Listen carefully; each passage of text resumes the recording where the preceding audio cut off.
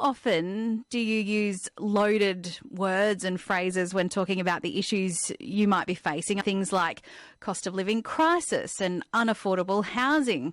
I spoke with psychology expert Dr. Jo Lukens about if the language we use to describe our circumstances can affect our emotional well-being.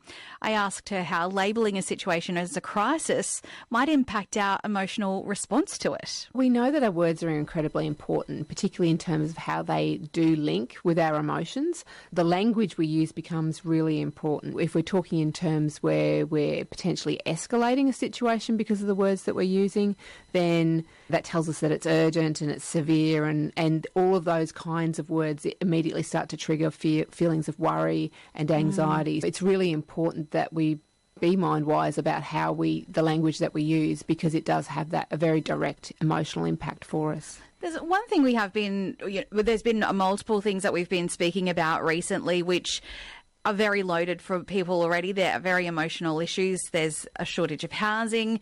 There's a cost of living pressure, lots of cost of living pressures that are affecting people.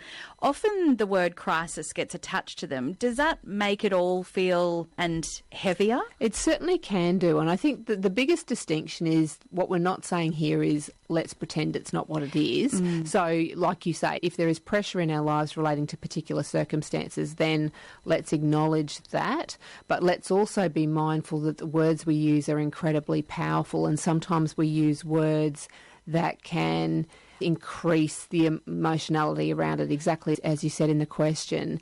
And what we generally find is that's not helpful for us. We don't want to minimise it, but we also don't want to make it escalate. No, that's right. That's probably the key thing, is it has the potential to escalate it, and particularly when words become common phrases. Some of the topics you talked about there, you're talking about them on the radio, we're hearing them in other media domains as well. People are talking about them in their conversations in the coffee shop. So if we understand that the reality of a situation is really important to talk about, but the way that we choose to then label it and talk about it also has an impact on our emotional well-being. So how do we change how we speak about them? So it does require a little bit of thought. And I guess the first thing that it requires is we do need to know the words we're using. We need to be mindful around that. I've found a reframe for me is if I'm doing something, let's go with something a little less significant in the world scheme of things, but I'm doing some physical activity and it's tough. So I could say to myself that it's difficult, or I could say to myself that it's a challenge. And I know that for me, I'll lean into a challenge and I will lean away from something that's difficult. Most people don't want to do something difficult.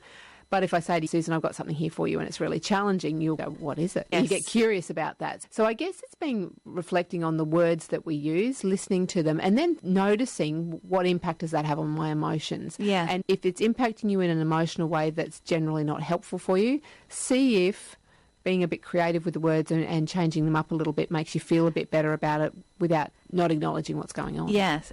Even with the example you've provided there, when you said the word tough, I thought, oh, that's a big brick wall that I can't overcome, but a challenge is something I can overcome. Absolutely. And I think I first learnt this when I had an academic position at the university, and most people know my field is psychology, but one of the subjects you do there is research design and statistics. And most people don't sign up for a psych degree because they want to do statistics.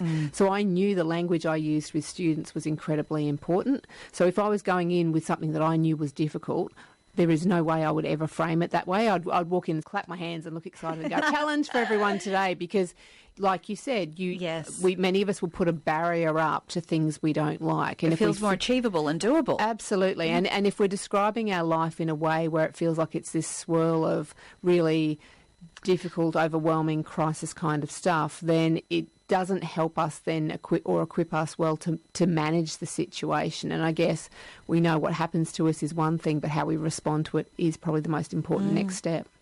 You're hearing from Dr. Jo Lukens. In terms of the language, what role does it play in our ability to cope with some of these stressful situations like we've discussed, or maybe other situations? Yeah, so words are coping responses as well. It's how we talk to ourselves when we're going through a tricky situation. It's what we say to ourselves that becomes incredibly important. And it will be a reflection of both our resilience and our ability to problem solve, if that's what the situation requires. If we get a little bit catastrophic in our language, if I can put it that way, we know it has an impact on us. So I had an honours student years ago who looked at, again, it was an athlete example, but when people said that this is terrible and awful, it increased their pain perceptions. So we know that the language that we use is incredibly important, and by default we can then use our language to help us manage in stressful situations as well.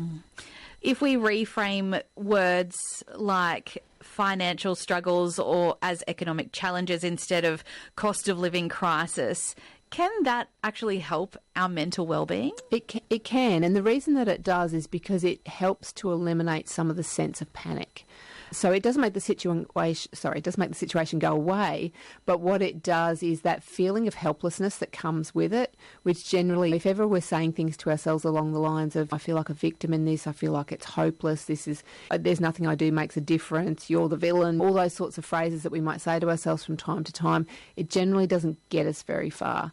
So we know that language will become important, and trying to find ways to frame it or rethink it, because that's the bit where you've really got a lot of control and power, is the words you use and the language you use for yourself and the impact then that it has on other people. So in what ways can positive language that we use contribute to building resilience in the face of the ongoing difficulties, challenges? Yeah, the challenges that we have. Nice reframe there.